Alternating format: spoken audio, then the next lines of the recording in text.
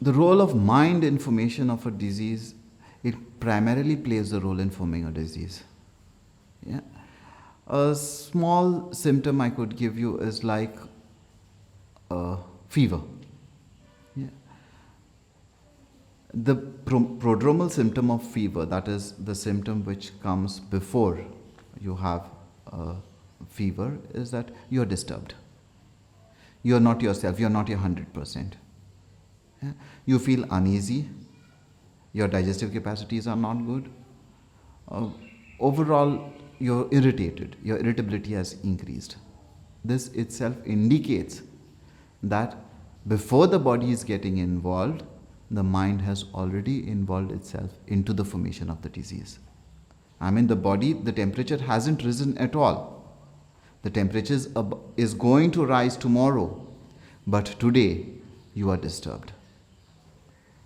An easiest way I could explain the role of mind. Similarly, in any information of any disease, it is first the mind which has to be disturbed. Then what is this substance that we call as mind? As I perceive it, it is the connector between the body, the sense organs, and the soul. It is the mediator. It's the media via which we send messages or carry messages from the sense organs to different parts of the body to the soul. So that if that medium itself is disturbed, you will have diseases of the body. So often we have come across cases wherein we try to go inside the person's personal life and find out. One such rare case we had treated, a friend of mine had treated rather, which said that she came saying that I cannot hear. All tests were done, audiometry was done, everything was done, everything seemed to be alright, but she kept saying, I can't hear. So we tried to find out, why is it that you cannot hear? Why is it that you're saying you cannot hear? She just stopped hearing. So we started analyzing her past, what happened earlier. So she had family disturbances wherein her mother-in-law was constantly shouting at her. She just decided not to hear. So she just put a wall between what the external stimulus was and her mind, and the connectivity between the sense organ, the mind and the body. There was a total block over there. So slowly with psychiatric help and unwinding, medications and therapies as well, today she can hear. But we did not have to use machines to understand this term.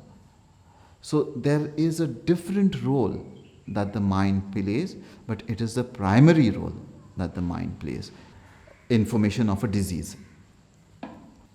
The mind, as I said earlier, plays a very, very primary functional aspect in the disease. It is the mind which gets diseased before the body gets diseased. Again, just controlling the mind and tuning the mind to have a better body can have a very positive effect on the body. If you've lost hope and the mind says, no, you have to get up and do it and work accordingly. I mean, that's what happens when people who are injured in wars, you can have dramatic things they do. Maybe without limbs, they would have traveled a distance, dragged themselves out. In case of casualties, accidents, wars, you can see the body is not functional, but it is the mind which has been strong over there, which is having a very strong holding over the body and makes the body do things which are not possible. So the strength of the mind has to be understood, conditioned, and all the time assisted into holding the body together. So the involvement of mind is very, very thorough with the body. Only in cases wherein we have severe mental disturbances, wherein the coordination between sense organ, body and mind and actions is not there at all. That's when you say a man has lost it or a woman has lost it, lost her head. It is actually the involvement of mind which is doing it.